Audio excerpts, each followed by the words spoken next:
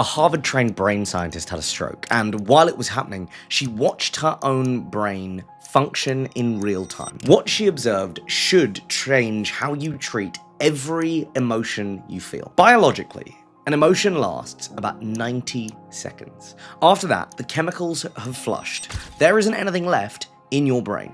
Anything that you feel past 90 seconds isn't biology, it is a story that you are choosing to tell. Here's how to break the loop. I'm gonna give you a practice that you can use the next time you feel rage or shame or fear or grief. Anything that you feel the moment that, a deal falls through, or a launch that you've planned flops, or clients tear into work that you worked your ass off for. Any time that you use this and you use it right, it permanently changes your relationship with emotion. Most people think that your emotions happen to them. The science says that after the first 90 seconds, you're the one regenerating the feeling through the story that you keep telling yourself. This does not require you to suppress your feelings. I'm not suggesting that, nor does it require you to just think positively. It is the difference between feeling an emotion and being run by one. What you don't understand is that emotions have an expiration date. Most people never learn this, so they spend years at the mercy of feelings that were built to pass in under 2 minutes. There is a Harvard-trained neuroanatomist called Dr. Jill Bolte Taylor, and she noticed that when she had a stroke and could actually observe her own brain in real time, by her own account, the physiological lifespan of an emotion, the neurochemical cascade that produces sensations in the body, lasts for about 90 seconds. That's it. So when you feel furious that someone's cut you off in traffic, that is 90 seconds worth of the biological element. The shame that you might feel when a mistake goes out to a client and clients are very on top of it, 90 seconds. The fear that you feel about failing in front of all of your friends and family, 90 seconds. After that, anything that you continue to feel, you are choosing. I understand that that sounds like nonsense, but when you hear an emotional trigger, your brain is releasing a cocktail of neurochemicals. Cortisol, adrenaline, dopamine, serotonin, depending on, whatever the emotion is, these are going to flood the bloodstream and they're going to create the physical sensations that you associate with the feeling that you are feeling. So your heart rate is going to change, your breathing is going to shift, your muscles are either going to tense or relax, right? Your digestion is going to slow or speed up depending on the situation. It is the emotion, the biological emotion that you feel, right? But if you don't interfere, if you don't create the feeling again, the chemicals are going to metabolize and flush out of your system. The physical sensation is going to disappear all on its own. The emotion is going to complete the natural cycle. 90 seconds, beginning to end. Most people never let the emotion finish. Instead, they start narrating it, why it happened, what it means, what they should do about it. I can't believe he said that to me. Who does he think he is? I should have said something back, etc., etc., etc., right? I always let people walk all over me, right? I'm such a pushover. This always happens to me. All of these things, right? All of those thoughts trigger the fresh release of the same neurochemicals. You are recreating your emotion through your own internal narrative. The anger that is perfectly reasonable, that should have lasted 90 seconds, now lasts for 90 minutes or 90 hours or even, 90 days. Not because the original trigger was that significant, but because you keep re-triggering yourself with the story you are telling. This is what psychologists call rumination, right? So the tendency to repetitively turn over the causes, the context, the, consequences of whatever negative experience that you've had. It's like picking at a scab. If you let it heal, the wound heals, but if you leave it alone, it just keeps reopening. Why did this happen to me? What if it happens again? What does it say about me? How could I have prevented it? What should I do now? All of these questions, they just regenerate more thoughts, which generate more emotions, which then generate more thoughts, right? You end up in a loop, but it's a loop that you created. So I'll give you an example of this. A few years ago, I had a client call that went really badly. Like, it couldn't have gone worse. The client was so unhappy with the work that we'd done. I could feel myself like freaking out, and they told me in no uncertain terms how frustrated they were. The initial emotion was, shame, embarrassment, and then anger that I'd let it happen. All of that was done in 90 seconds, right?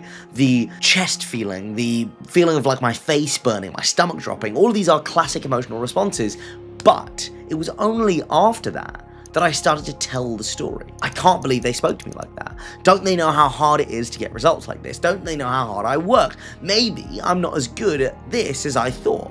What if they go public and leave a bad review? What if other clients find out? Maybe I should sack the whole thing off. Maybe I'm not made for entrepreneurship. But that story keeps the emotion alive for an extra few days. That's days of feeling terrible about a 90-second biological response to what is otherwise a difficult conversation. Now, I know that the actual physiological element only lasts 90 seconds. That means that I can slow down and process the emotion. I know that all of this isn't going to last all that much longer.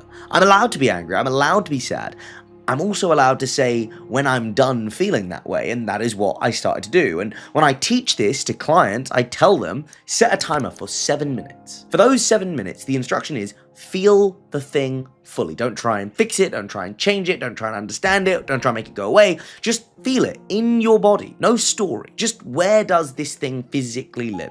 Is it in my chest? Is it in my stomach? Is it in my throat? Breathe into that part of your body. Let the sensation be there without any resistance whatsoever. And then, when the timer goes off, are you still feeling that? Or are you telling yourself something about that emotion? The immediate question everyone has is, hang on, why is this 7 minutes? I thought this was meant to be 90 seconds. I know that in the moment, when a new emotion pops up, it feels like it's going to go on forever. It feels like it's going to be a never-ending issue. Do not give yourself a task that is so difficult that you fail and you call the practice pointless. Give yourself 4 or 5 rounds of 90 seconds. But I guarantee by about halfway through, 9 times out of 10, the physical sensation has passed, and all that is going to remain is the story that you are tempted to tell yourself about what just happened. This is where the choice lives. After the 7 minutes, you get to decide, do you want to regenerate this emotion by continuing the story? And if you do, that's fine. You're allowed to, but you have to realize it's a choice.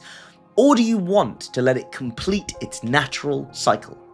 If you choose to continue it, fine. Sometimes there are genuinely legitimate reasons to think something through, to process it, to learn from it. But you're doing it consciously. You're not doing it out of a compulsion to do it. If you choose to let it go, you simply redirect your attention to something else. That is not emotional suppression, okay?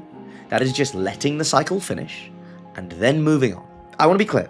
This isn't about suppressing your emotions or pretending that they don't matter.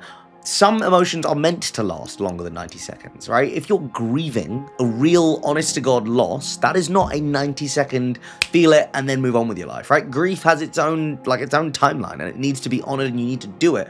If you're processing trauma, that's not necessarily going to be something that you complete in 90 seconds, right? That also requires time and support and more oftentimes professional help, right?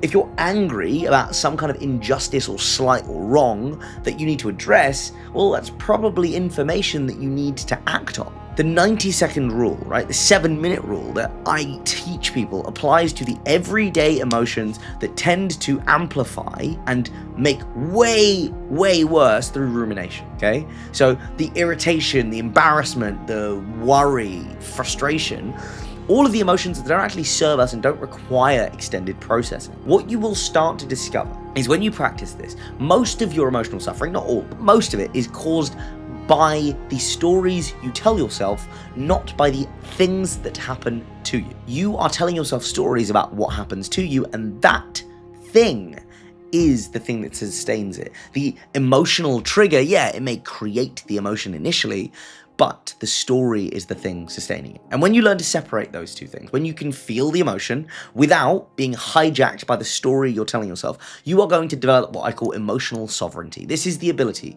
to experience emotions fully without being run by them. So there was a client that I had who would get super anxious anytime they had to present, whether it was to clients, whether it was to their team, whatever, right? It's a classic fear that everyone has, or a lot of people do. Every time that he had to give a presentation, he would spend days beforehand in a state of dread, panicking, hoping that he wouldn't put his foot in his mouth in some kind of way. But we worked on this 7-minute rule, and the next time that he had a presentation, way before the actual presentation, when the anxiety hit, he set the timer on his phone. For those first 90 seconds, he felt the physical sensation, right? The tight chest, the shallow breathing, nervous energy, whatever it is, right? When the timer went off, he realized that actually The physical anxiety has passed, and the only thing that was left was the story. What if I mess up? What if they think I'm incompetent? What if I forget what I have to say? And that lasts for as long as you tell yourself the story. Instead of following that down the rabbit hole, you redirect your attention. Prepare for the presentation. Not from a state of, I'm anxious, it's not going to go well, but clarity on what the only thing that's going to change your situation is. And lo and behold, presentations start to go well. Not because the anxiety disappeared, but because you don't let it run the show. What you just learned, catching the choice point inside of feeling and emotion, is one slice of something much, much bigger. I map how conscious you are of the choices you're making across every area of your life on something I call the choice awareness scale. A version of this is available in the description. Go look up the audit, go and complete it. This is where you're going to see where you actually sit and which element is quietly running your life. That is the next thing. There is a video, go and watch it, and then go and do the audit.